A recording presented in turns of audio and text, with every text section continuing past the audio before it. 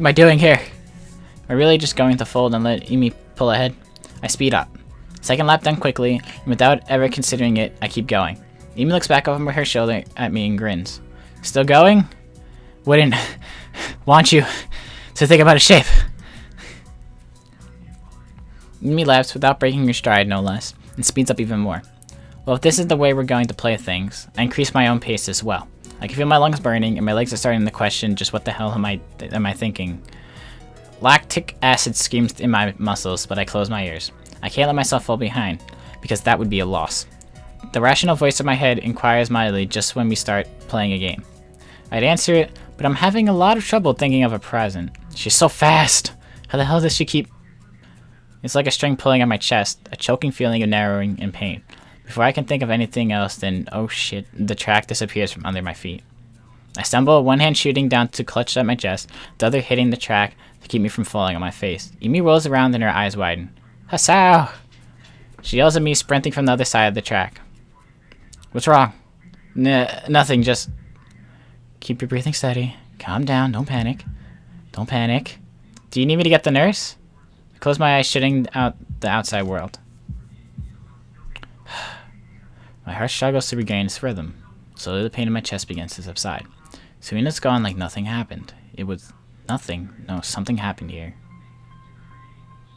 I open my eyes and glance at a very worried Emmy. I think I'm fine. My voice sounds weird even to myself, oddly even, and matter of fact, it makes Emmy frown. I don't think you are.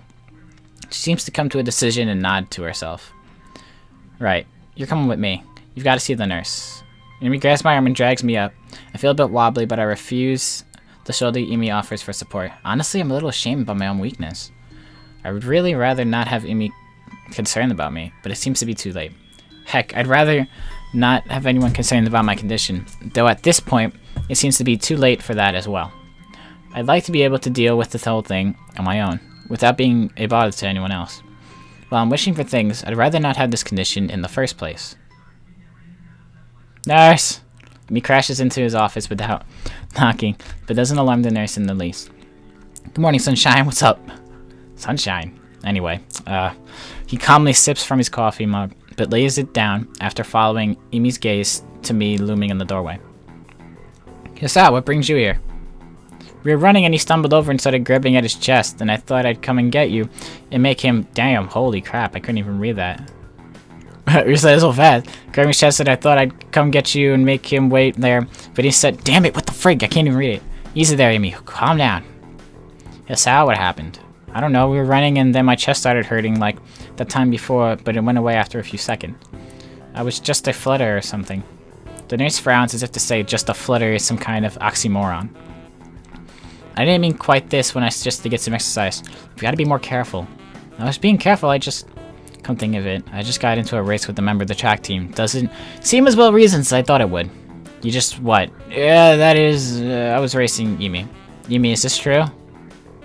Emi fidgets, looking adorably contrite. Well... Finally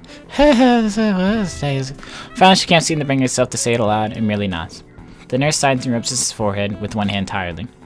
Emi, you've got to be more sensitive to the limits of others. I don't know if I told you, but Hasao has a bad heart, and getting him the ratio was incredibly irresponsible. Actually, I started it. The nurse is stunned by my statement. You what? What? What? You were just running and Emi started to pull away, so I sped up to catch her. The nurse stares at the ceiling, muttering a prayer for patience to some god or another, and looks back down at the both of us. So you're both stupid. That's a comfort, I guess. Goddamn it, stop going back. Now, come on, Hisao. I've got to make sure your heart's not going to explode or something. I dutifully obey and follow him to the adjacent room, where we ascertain that I am, in fact, not going to kneel over and die. So how does it feel? I don't know, nothing much. Tired, but it might be just from the exercise. You just stay here for a few hours and rest, and we'll see how you feel after that. I'm not going to object, so I lie down in the infirmary bed. As I wake the frig up, a thoroughly miserable Emi comes in after getting an earful from the nurse in the other room. I couldn't hear what he said through the closed door, but I'm sure it wasn't pleasantries. Look, I'm really, really sorry. I should have been more careful. Hey, you didn't know. It's not your fault. She looks awfully down and sorry, and my reassurances don't do anything much to cheer up. I want to make it up to you. Again with that decisive nod. So you have to come to lunch with me. I'll bring it for you, okay? Something really, really good. You start with a you don't have to, but then shut up and just nod at her when I see her face. Good. We meet on the roof? Yep, the weather's nice, so the roof's a great for us for lunch, you know. I see. You'll come, right? You wouldn't deny me the chance to make it up to you. Of course not. Great, see you there. To the roof, away. Oh, no, we're still in the nurse's office. I think I fell somewhere between asleep and awake, feeling completely drained. Not only my body, but all of me is limp and paralyzed, apart from my senses. I swallow with difficulty and then try to lie as still as I can, which in this state is not a very hard thing to do. The nurse is shuffling around on the other side of the curtains he drew to give me privacy. I can see his shadow shifting about in the sunlight. He has opened the window of his office. It's... Damn, my throat. The clean white curtains floating in the breeze in a heavy, lazy motion, like waves. Light sifts through them slowly, half absorbing into the fabric. Good night. I close my eyes. The breeze on my face feels like the soft fabric of the curtains.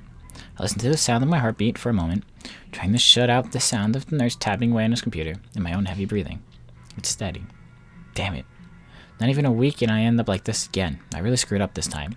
Should have known better than to play the half-baked sports star in front of a real one. And why did I try to act brave, like that heart flutter was no big deal, even when it was obvious that it was? It was just a reflex to push it away, to keep it inside. I didn't want it to happen. I didn't want Emmy to see it. Ugh. Stupid.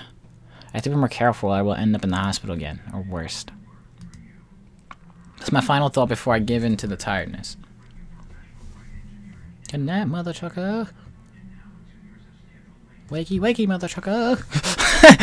I fell asleep? For how long? What time is it? I'm feeling a little lightheaded and I keep blinking compulsively. What's up, nurse? Pushing the curtain aside, I squint my eyes again. It's the unfiltered light pouring in from the window. The texture of the canvas feels nothing like the wind did before. The nurse looks up from his work, sitting exactly where he was before. How are you feeling? I'm so sorry. I'm sorry. I didn't mean the burp. I'm sorry. I swear. I can't really tell, so I don't have an answer. So I don't answer anything. I'm feeling kind of groggy from falling asleep at such a weird time. Hopefully I don't look too weird. What time is it? Me croaking the question to gain some orientation, the nurse looking at his wrist before answering. Things seem to happen in slow motion. 10:15, so it's 10:25. I try to think for a moment what that means, but I'm not really sure. You didn't answer my question, Asao. Oh, fine. Come down from that bed then. And let's see how you're doing. Don't... Oh, crap. Oh, come down from that bed, don't... Whoa, I try to exactly that, only to sway dizzily when I move too fast. The nurse moves to support me by an arm and sighs. Stand up too quickly is what I was going to say. Just sit there, I'll check your pressure to make sure. My good intentions sure lasted for a long time. I shut up, embarrassed with myself, while the nurse gets busy with an old-fashioned contraption in my arm. After a couple minutes, he puts it away, looking neither pleased nor unhappy. You alright? Head stop spinning? Yeah. Good! And how are the contents doing? You didn't show very good judgment out there, Asao. I swallowed the retort I was going to make. It's what I was thinking myself, but hearing it stated by someone else makes me want to process. What he's saying is not pleasant to hear. It doesn't make him any less right. No, sir. He nods, still looking as neutral as he was before. It would be easy to be angry at him if he said, told you so or something, but he doesn't. I can try and help you to keep your health, but ultimately the last call lies with you. Hopefully this little episode will be something that reminds you of that. Here's a note for your teacher to avoid an interrogation. I see the slip of paper he's offering and then make me make my leave as I can't think of anything else to say, nor even really want to. Stay out of trouble, you hear me? I don't think it was anything but a scare, but next time could be different. I hear you. There is some way to get to the school building straight from the auxiliary building, but I'm not keen to find out and possibly get lost, so I go out from the exit that I know works. Stop at the stairs and actually, I don't know how to say that, building, deliberating for a moment between going to dorms to get my books and stuff and going straight away to class. The sun stinged my eyes, so I head towards the dorms. The halls are quiet as the courtyard was, naturally so since everyone is in class. I knock lightly on the door of 3-3 and push open the door and Muto calls from the other side. Sorry I'm late. 15 pairs of eyes turn to me. Good morning, Nakai. Muto seems to be somewhat confounded by my coming in late, as if I interrupted his flow or something. Judging from the rambling lectures his class tends to be, that might be the case. I pass him the note the nurse gave me. Muto takes it with a nod and reads it quickly. He lifts his eyebrow and gives me a kind of stern look, but doesn't say anything. Just nods solemnly again. I shrug and he gestures me to run along, so I naturally do. The class goes on lazily. I think I'm starting to get into the rhythm of school. I've even stopped worrying about taking notes and being overly attentive. The first days, I was pretty high-strung in class. Muto finishes his lecture about electricity early, but continues without a pause about the festival. God damn it, I keep burping. I'm so sorry. This is what happens when you eat freaking... What the hell did I have for dinner? I had a freaking cheesecake. I had some pizza. I had some Coca-Cola. I'm a fat, skinny child. Don't make fun of me. Anyway, let's continue reading. So as you know, the festival is on the day after tomorrow. I hope everyone's projects are going to be successful this year. Have a good time, but also come Sunday, please keep the meaning of this festival in your minds. Games and fried food. Misha, everyone burst out in laughter, and so do I. Yes, thank you, Mikado. But what I meant was that the reminder of his sentence is buried beneath the ring of the bell, and everyone starts packing their things. Muto deliberates for a moment, but since almost nobody seems to pay attention anymore, he gives up and sits down. In the crowded hallway, or as crowded as hallways in this school probably get, most of the students seem to be heading down for the cafeteria. Normally I join the flow and grab lunch myself, but today is different. Today I've been invited to lunch on the roof. An odd location, but that's where I was told to go. Fortunately, I managed to find shelter from the storm in the lee of the classroom door. Everybody get the fuck out of my way. Eventually the torrent subsides, and I step tentatively out into the hallway, only to be met by Emmy, who comes flouncing down the hallway like a cannonball. Hey, hi Hisao, great timing. Hey, she's not in a PE uniform anymore. I actually get to see her in the actual uniform. Oh, shocker. I have super extra lunch today, as promised. Let's go upstairs. The stairway to the roof is a little dilapidated, but it's clearly been used recently. At the top of the stairs is a door, complete with missing padlock. I wonder who the interpreted individual was that removed that lock. Probably her. Yumi shoves the door open and steps beaming into the sunlight. I knew it was going to be her. Suddenly a tall, dark stranger appears out of nowhere, standing impossibly in front of us. Emi flinches back and was falling back down the stairs. Eek, hello. I knew it was going to be her. Yipes. Yeah, it was Rin. That was her name. Why do I keep thinking it was Rune? I don't know. Yipes, you scared me, Rin. Wait, isn't she... Oh, jeez. Hello. Noticing that Rin is speaking to me, Emi looks curiously at me. You two know each other? I look confusedly at Emi. She's that friend of yours. Rin has turned her gaze towards the clouds drifting above the school. I didn't know you knew this person, Emi. The awkward silence lasts only for a few seconds until Emi lets out a tiny giggle, shrugging the confidence off. I invited Hisao for lunch. If you know him, that's just better. Oh, does that mean I don't get any food? Or did you invite him for lunch without the lunch? Neither. I have food for 3. Nice thinking. They walk to the other end of the roof while I stay at the clock tower for a while, talking in the atmosphere. There's nobody else but us here. I guess the roof is not as popular as it is in other schools. A few run-down benches and tables are scattered across the edges, perhaps in an attempt to make the rooftop look less desolated. The small pebbles covering the roof rattle beneath our feet. I peek through the chain link fence to take a look at the school grounds and beyond. Students are strolling in pairs and groups around the quadrangle and at the cafeteria. A few delivery trucks are driving past the school towards the convenience store nearby. Somewhere a watchdog barks at a passerby. Somehow, when I look towards the town center, the small town feel strikes me very strongly, almost palpably. The hectic lifestyle of big metropolises seems so far away and foreign here.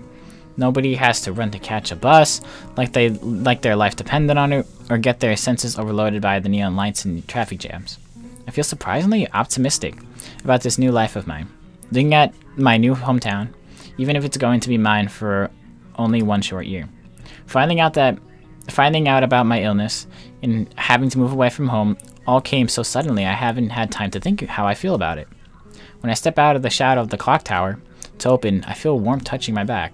The sun shines from a perfect, clear, cerulean sky. Damn it. A cool breeze sweeping over the rooftop, making me shiver, but only briefly. The wind carries the scent of trees. Oh my god. Trees and flowers, not smog and car exhaust like it used to just a few weeks ago. Emi settles on a bench with Rin in tow and produces one big and two small lunch boxes from her bag. Come on, Hisao, what are you waiting for? She's beckoning me to join them, making room on the already small bench. Damn, mad close. I seat myself on the corner of the bench to take as little space as possible. It's pretty cramped, but somehow three of us fit on it. Impressive view. Emi struggles a giggle and places a lunchbox in front of Rin, and hands another lunchbox to me. Here you go. Lunch is promised. Homemade, no less. I'm impressed. Wow, this looks really good. Thanks. I make them myself when I can. Conversation dies off as I set about the business of feeding myself. Taking a few bites, I glance up and notice Rin definitely opening the lunchbox and popping a forkful of food into her mouth using only her feet. Even though I've seen it before, I can't help but be impressed at her dexterity. It's also reminding me of the sort of place I am in right now. Will I ever get used to the sight such as this? I can't decide if getting used to such a thing would be a good thing or a bad thing either. Does getting used to the place mean that I'm giving up on being a normal person? Or does it just mean that I'm becoming more understanding about those around me? I'm distracted from my thoughts by the sight of Emi tearing into her lunch, as if it had insulted her ancestors. You seem pretty hungry.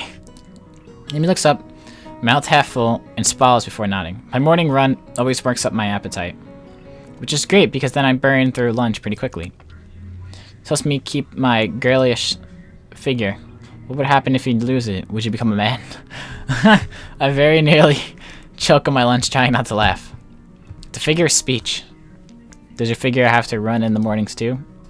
Do you always talk like this? Talk like what? Oh, like what? That's funny.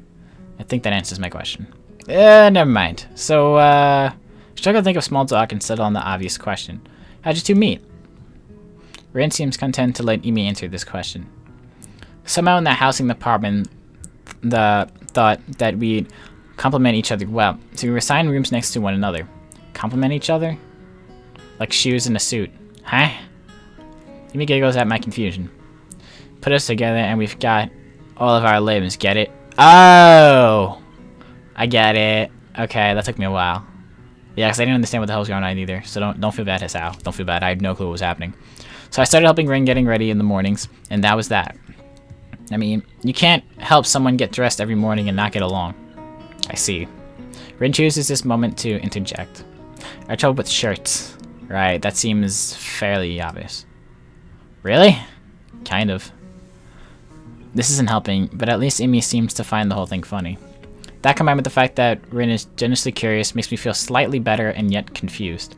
I mean, you've got no arms, so putting a shirt on seems like one of those things that would be difficult. You know what? I'm just going to stop talking now. It'll save me a lot of trouble in the long run. Rin nods in what I suspect is meant to be a sage manner. I see. The conversation dies as I turn my attention back to my lunch. It's really quite good. Emi finishes her lunch first and makes a contented noise.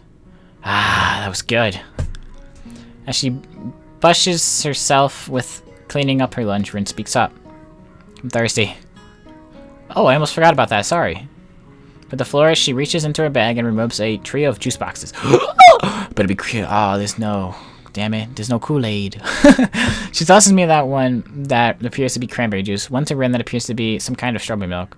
Complete with the pink color scheme, and keeps a equally pink box of some kind of fruit punch for herself. Rin dexterously stabs her straw through the top of her box and begin to drink. If once again impressed by how flexible she is, but this time I keep my comment to myself. Somehow I don't think either Emmy or Rin are the sort of people to think twice about the way they work around their particular disabilities.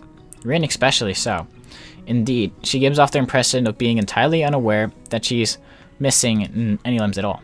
Whether or not that's a concessive decision in any matter. I'm honestly not sure. So Sal, how do you like it up here? It's quite nice actually. I like high places for the view. Thanks for inviting me up here. And for the lunch too. Emmy grins a 1,000-watt grin. Pleased by my response, I suppose. No problem. Feel free to eat with us next time too, okay? I won't make you lunch, but you can bring your own lunch up here. No lunch services? I don't know. Emmy looks mock offended. Trying to take advantage of my good nature? The nerve. She giggles. Well, if that's your answer, I guess Rin and I will just keep eating lunch all alone. I'm suddenly assaulted by the most heart-rending puppy dog eyes I've ever seen as Emmy pouts. Kidding, I was kidding. Lily eat lunch up here again. Good location and the company is okay too. Emmy frowns a bit at my declaration of okay, but seems happy enough that I've accepted her invitation. I guess this makes us friends now, or at least acquaintances. The lunch bell rings, signaling a return downstairs. Rin, you don't finish your... Rin, you didn't have to... Rin, you didn't finish your lunch again. I wasn't that hungry. If you don't eat more, you're going to fade away. Rin shrugs as if this is an unexpected risk. Come now, you better get going. The three of us head down the stairs together. Into class, into class. Yes, that's right, we're in class. Yeah! The afternoon class passes once again. I find myself without a plan for something to do after school, so I head to the library to return a couple of books I finished reading. To the library. Probably gonna run into Hanaku. Walking inside, I see that there are about as many students as there were on Tuesday, all the more evident from the almost total silence. Oh my Jesus Christ.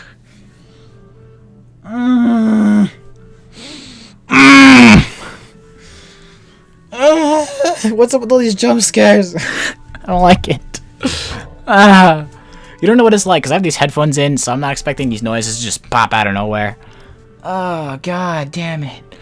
Yuko, why'd you have to do that?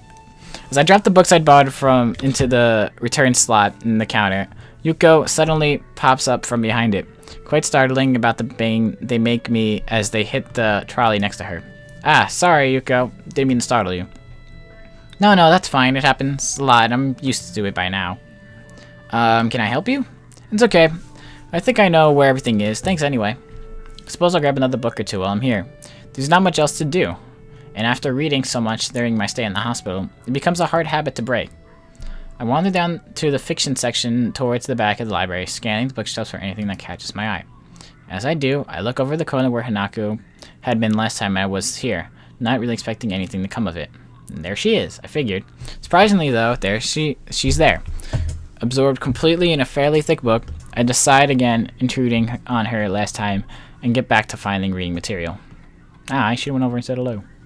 After an indescribable amount of time spent pursuing the aisles, I finally decide on a couple of books to get and slide them off the shelf.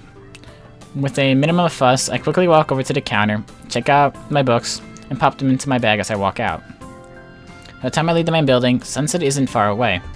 A small trickle of students remain, but the majority have left, presumably to their homes or dorms. Feeling utterly drained, I head to my room to read the books I borrowed. There's been enough action and excitement for one day already. The first is Alice's Adventures in Wonderland. I know the story, of course, but I've never actually read the original book. It's just as trippy as I remember the story to be, with the wacky characters and nonsense plot. I start thinking of myself as some kind of an Alice too, happily tumbling down the rabbit hole into the crippled Wonderland. Okay, that's a rather strong expression. Still, the isolated location and the overt way the school accommodates to absolutely everything is unsettling. It is like another world. I wonder why I can't shake the feeling of being an outsider like Alice, despite most everyone being so hospitable and friendly with me. Turning another page, my mind starts drifting further away from the book. It's quiet. I can hear my heartbeat thumping against the fabric of my shirt. For some reason, it makes me feel really bad, like it has sensed that time in the forest with Iwanaku. Like I was locked in a cage with something nasty and scary. I put the book down for a while and stare at the ceiling, taking my time to shake off the feeling. 200 pages later, I fell asleep. I fall asleep. I didn't fall. Block. Alright. And it is now 10 o'clock, so I've actually been recording for about an hour and a half. Almost an hour and 45 minutes. Probably one of my longest recording sessions I've ever done in my life. But yeah, I'm going to end it here, guys. So we're going to be in class again, it seems like. So we got a lot of done this session. A lot of done. Yep, my English. Good job, Mitchell. Good job. Anyway. So, as I said in my last session, remember to like up this series because I know, as I said millions of times, the series does not get as many views and, comments and stuff as I hope for. But hopefully it's going to change because I am actually recording this today after I recorded the last session. So, this is actually 2 days in a row I'm recording it. And I'm probably going to record again tomorrow and probably the next day. And I think we might actually be finishing it up very soon because the festival is in 2 days. We have this day and then we have the next day and the festival is here. So, it's pretty awesome. But we got to talk with Hanaku and Lilly again. We got to meet Emi and Rin again, and everybody. We had to defend Lilly. We almost freaking had a heart attack, which wasn't very thoughtful on my particular situation. Sorry about that, Hasao, but I wanted to see if you could beat her. Maybe you could. Well, I didn't actually expect them to race. I expected him to, just try and catch up. I didn't expect them to actually start racing her. But anyway, guys, I hope you have enjoyed. This is CrazyMitch42, and this is Katawa Shoujo, and I feed you all farewell and Venom. Nah, I'm just playing. But anyway, guys, I'll see you all later. Bye!